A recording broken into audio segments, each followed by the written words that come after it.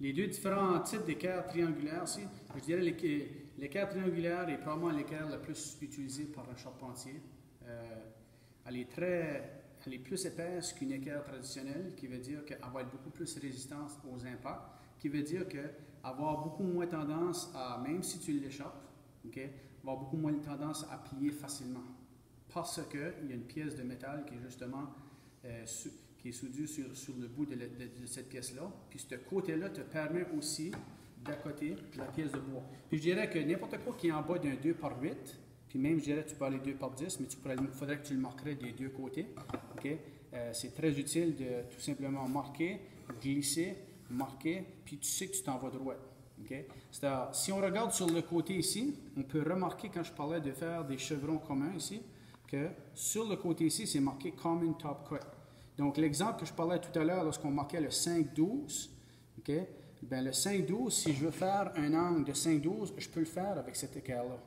Je me fie à le Common Top Cut, okay, qui veut dire une toiture pour une toiture à deux versants. Et je mets le 5 vis-à-vis du côté ici, puis ensuite, je viens tracer ma ligne. Okay. La ligne que je vais tracer ici représente la même ligne ou la même angle, si on veut, que l'angle que j'ai fait sur la pièce de bois tout à l'heure. Et si on regarde ce que ça veut dire que si je place ça de même, puis je place l'équerre vis-à-vis de 5, vis-à-vis de ici, ça me donne exactement la même angle que j'ai trouvé avec mon équerre de charpente. Donc, on est capable de trouver l'angle d'une toiture pour des fermes de toit avec une équerre triangulaire. Puis celle-ci, on peut la placer dans notre ceinture d'outils, puis elle prend beaucoup moins de place. Okay? Si on regarde des hip valleys, c'est lorsqu'on a deux toits qui vont se rencontrer un dans l'autre. Nous autres, on ne l'utilise pas souvent, on fait plus des toitures à deux pignons en charpente, donc on va souvent utiliser beaucoup plus celle-là ici. En plus, qu'est-ce que celle-là ici te donne, que l'équerre de charpente ne te donne pas, c'est qu'on a tous les degrés qui sont marqués sur le côté ici.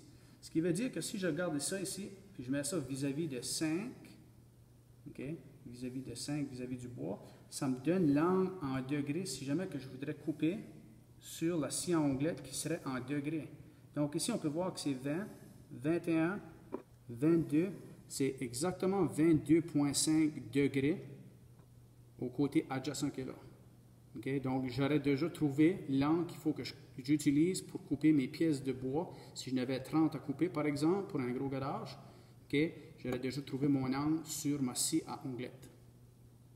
Lorsque je parle de, par exemple, la grosse équerre ici, okay, la grosse équerre ici, on va l'utiliser souvent pour faire la construction. On a un petit peu les mêmes choses qu'on a les angles qu'on peut faire 5, 10, 5, 6, 7, 8, 9, 10, 11, 12, parce que c'est la même chose, c'est écrit Common Cuts, la même chose que c'est écrit ici, Common Cuts, ou c'est écrit de ce côté-là. Si on regarde ici, c'est marqué la même chose. Ça nous permet de, ici, trouver les degrés.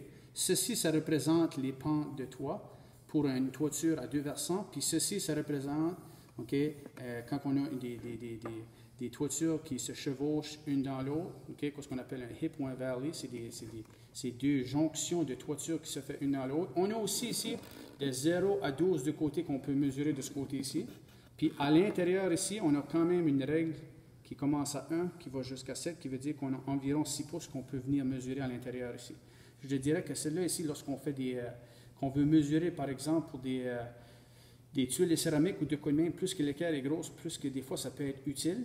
Mais celle-ci serait peut-être, possiblement, si on avait besoin d'utiliser marqué, par exemple, sur un 2 par 10 ou un 2 par 12, j'opterais l'option d'utiliser celle-là ici, parce que celle-là te permet d'aller justement jusqu'à 12 pouces, versus celle-là ici, permet de marquer tout simplement, si on regarde la distance qui est ici, c'est un 2 par 8, donc ça nous permet d'aller à 7 pouces et quart, pas de problème. Mais au-delà de 2 par 8, qui veut dire 2 par 10, 2 par 12, je pourrais considérer, je recommanderais d'utiliser une équerre triangulaire un petit peu plus grosse.